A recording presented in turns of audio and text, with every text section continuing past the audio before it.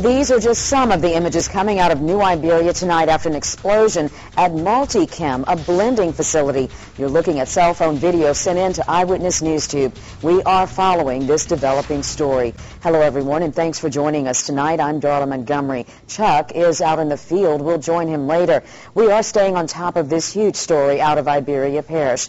We were the first to tell you about the Multi-Chem plant explosion. The plant is located on West Admiral Doyle. We do have multiple crews on scene. Tonight, we begin with KLFY TV 10 Eyewitness News reporter Sean McGinnis. Thanks, Darla. Well, as you can see behind me here, the smoke has started to die down at this point. Authorities telling us that they're going to let the fire burn out on its own, which it looks like it's already beginning to do so. Regardless, you've been able to hear a steady stream of authorities and police vehicles going through this area for the last couple hours. Now, we have here with us Trooper Stephen Hammons from the State Police, Troop I, who's going to tell us a little bit more. What's the situation with the employees who were inside that facility? As of right now, we're being told that all employees inside the facility, as well as 2 surrounding businesses, they all have been accounted for. So as far as those surrounding businesses, were there any damages to those that you know of at this point? As of right now, I'm not aware of any damages. We did have to pull some of our personnel back. We will be making assessments as the fire starts to burn itself out. And what sorts of chemicals were in there? Do you have any more information on that at this point? There are several different chemicals. They do supply chemicals to oilfield companies. As far as the exact types of those, we're waiting to get all the details before we get the information out. Okay, so you talked a little bit earlier to us about anybody who lives downwind of this cloud that's going across the sky. You can see here, what are some of the things you're telling them that they should do? We're asking them to shelter in place. That includes closing your windows, closing your doors, and turning off your air conditioning and bringing any pets inside. Okay, so obviously they're recommending anybody who's within that area. And what should somebody do if they feel that they've been contaminated by this smoke? If they feel like they've been contaminated, we're asking them to take a shower. Also, if they're having any other problems, to go to their local hospital.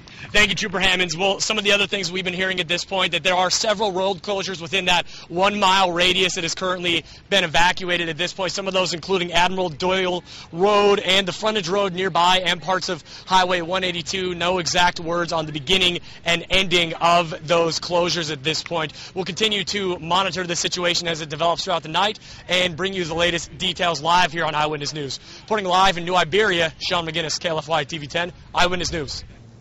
And of course, our coverage does not end there. As we indicated earlier, we have several crews on scene. We'll be checking in with them in just a few minutes. On the chemical explosion in New Iberia, we have a recap of what we know so far. Here's a look.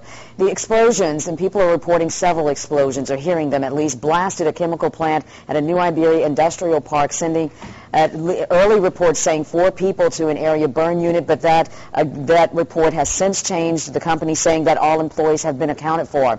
The blast and resulting smoke plume forced evacuations within a 1-mile area of the facility. The explosion happened around 4 o'clock this afternoon. With such force, residents tell TV 10 they heard and felt it miles away from the blast site. The Daily Iberian newspaper reported the first explosion happened around 4 p.m. today, and that blast could still be heard up to 20 minutes later. Sheriff's deputies have closed LA 182 on the western side of town, and this information just into the TV 10 newsroom. The Seargate Community Center is now open as a shelter. That's the Seargate Community Center now open as a shelter. Stay with us, everyone. We'll be right back.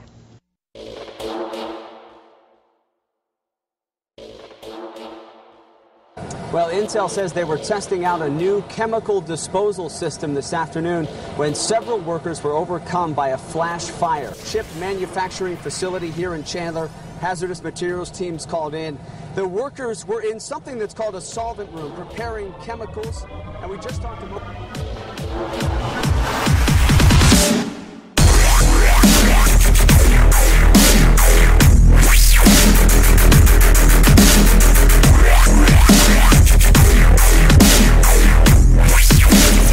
Oh my God, look, it's coming back.